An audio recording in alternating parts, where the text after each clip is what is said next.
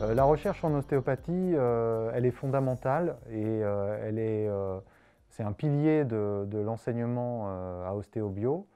Pour une raison très simple, c'est que finalement, même si l'ostéopathie est une pratique de santé bien acceptée par le grand public et de plus en plus acceptée par le monde de la santé, ça reste une pratique professionnelle qui comporte pas mal de zones d'ombre ou en tout cas des zones floues.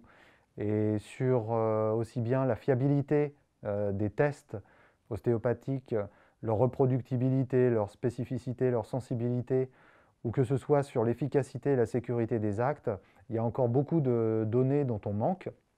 Et donc on a besoin tout simplement de préciser les conditions dans lesquelles tel acte ou tel protocole est efficace, sécure et fiable.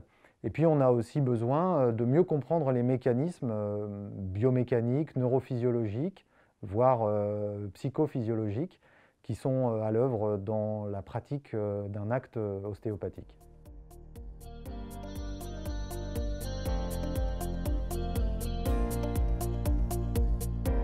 Donc, il existe trois grandes catégories de douleurs. La première, on a une activation des nocicepteurs, les récepteurs de la douleur, et donc auquel cas on parle de douleur nociceptive. On peut également avoir des lésions au niveau des nerfs, et on parle à ce moment-là de douleur neurogène, ou alors cette douleur peut être entre guillemets construite par le cerveau.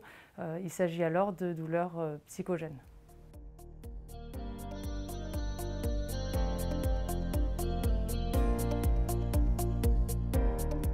Oui, mais comme l'a dit Sophie, il y a différents types de douleurs. Donc il y a différentes natures ou différentes origines d'un ressenti douloureux.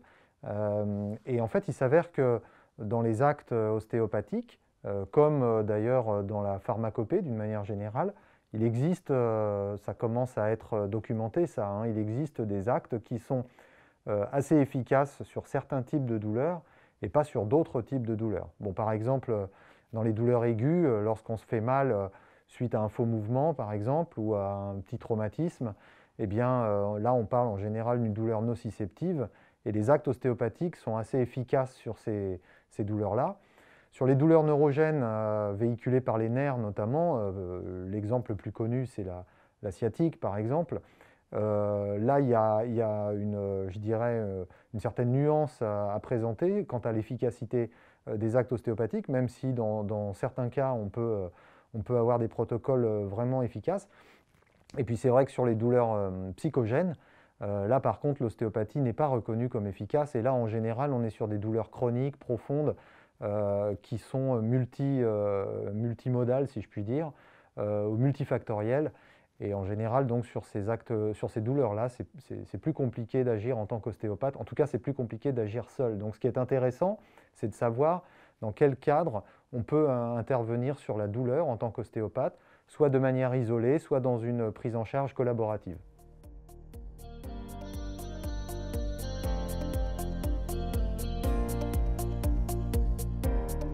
La recherche a duré 2 ans. En fait, c'est le temps moyen des recherches à l'école, parce que la recherche est adossée au cursus de formation à Ostéobio, et les étudiants, donc, en 4e et 5e année, réalisent un mémoire sur 2 ans. Donc cette recherche, elle a été menée avec des étudiants, en collaboration également avec Cogitobio, qui est une société de transfert de technologies avec laquelle nous travaillons étroitement, notamment dans le cadre de la recherche pour différentes problématiques.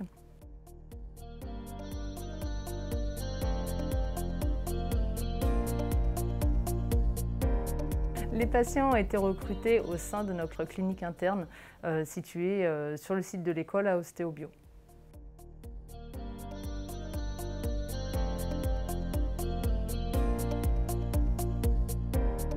Le protocole est assez simple. Les patients venaient en consultation pour se faire prendre en charge par un étudiant en ostéopathie. Il remplissait une évaluation visuelle numérique de la douleur, donc le VN de la douleur, qui permet en fait de coter la douleur sur une échelle de 0 à 10. Ils étaient ensuite pris en charge en ostéopathie et ils recotaient leur douleur sur cette EVN. En parallèle de cette prise en charge, il y avait un certain nombre donc, de données spécifiques aux troubles fonctionnels et aux caractéristiques des patients qui étaient relevées, telles que l'âge, le genre, la catégorie socio-professionnelle, le type de douleur, la prise en charge qui a été effectuée, etc. etc.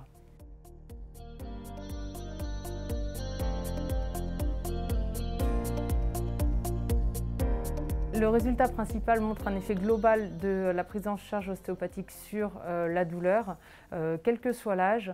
Par contre, cet effet est plus marqué chez l'homme par rapport à la femme et plus marqué également quand la prise en charge a été une manipulation par rapport aux autres techniques utilisées. Donc on n'a pas noté d'effet significatif par rapport à l'âge, à la catégorie socio-professionnelle ou à la localisation de la douleur, ni semble-t-il au type de douleur, même si les groupes n'étaient pas forcément homogènes. En revanche, il y a un effet donc globalement significatif sur le niveau de l'intensité de la douleur ressentie par les patients. Donc ça, c'est très intéressant. Et puis globalement, ça corrobore aussi pas mal d'études qui ont été faites et qui démontrent que l'acte thérapeutique le plus efficace sur la douleur, semble-t-il, serait la manipulation, c'est-à-dire l'acte dans lequel on entend un bruit articulaire, ce qu'on appelle un bruit de cavitation.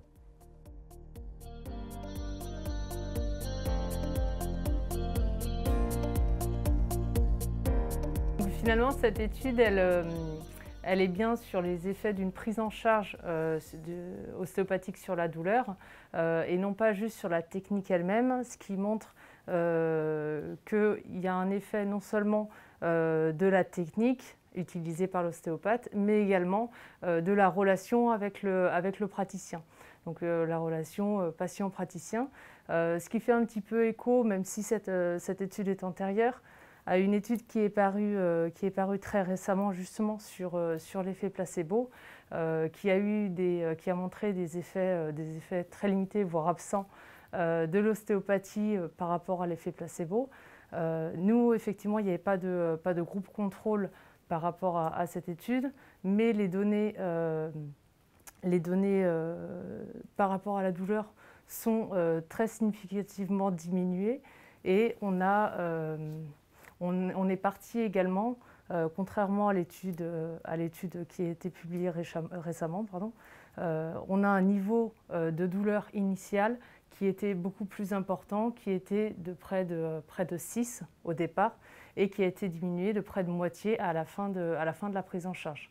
Donc il y a bien, on ne peut pas effectivement se dégager complètement de l'effet placebo qui est là avec toutes les relations, qui est présent de toutes les relations dans une prise en charge médicale et non médicale, mais il semblerait quand même qu'il y ait une efficacité propre de l'ostéopathie sur un certain nombre de douleurs relativement intenses.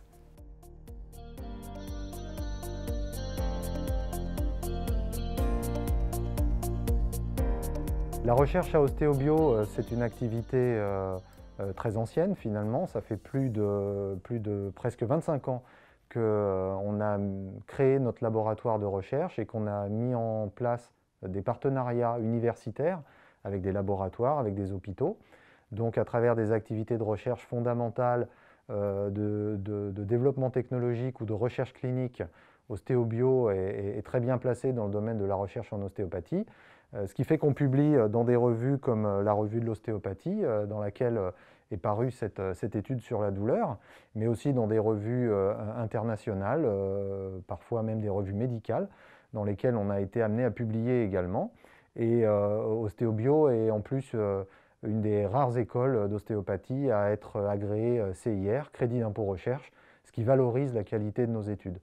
Et donc tous les travaux de recherche d'Ostéobio peuvent être retrouvés sur notre site internet dans la rubrique recherche, et puis également découverts lors des publications qu'on relaie régulièrement sur nos réseaux sociaux ou bien en compulsant des revues comme celle-ci.